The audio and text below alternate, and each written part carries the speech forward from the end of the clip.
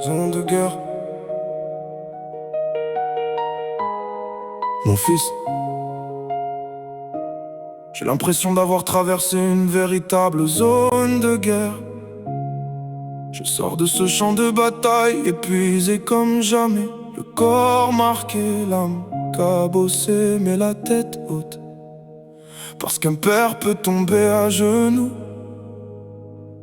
sans jamais déposer les armes. La tête haute, parce que je n'ai jamais abandonné. Alors que j'avais mille raisons de me laisser sombrer. J'ai connu les nuits où le silence faisait plus de bruit que les bombes. Celles où chaque souvenir de toi venait creuser ma tombe. Mon cœur a refusé de capituler, il n'aurait jamais pu en être autrement.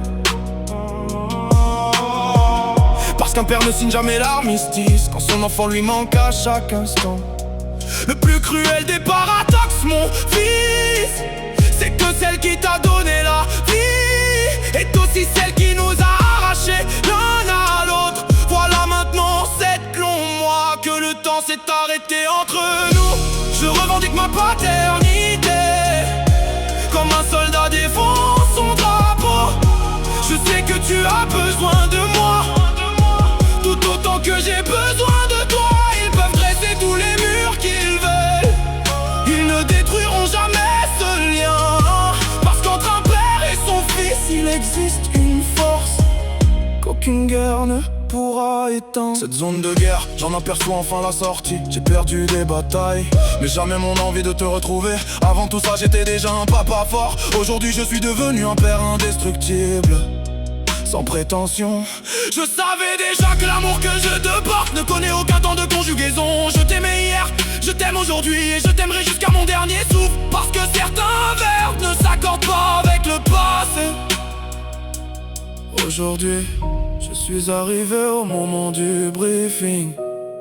Je vais raconter cette guerre, non pas devant un colonel, ni devant un général, mais devant un juge aux affaires familiales. Je devrais lui expliquer que derrière chaque dossier, chaque date, chaque pièce, il y a surtout un petit garçon qui mérite simplement de retrouver son papa.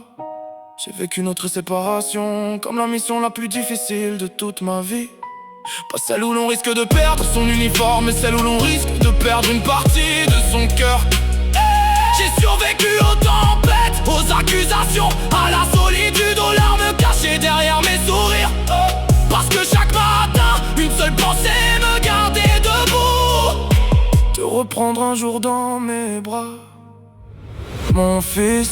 L'heure est arrivée, l'heure du briefing, l'heure de raconter notre vérité.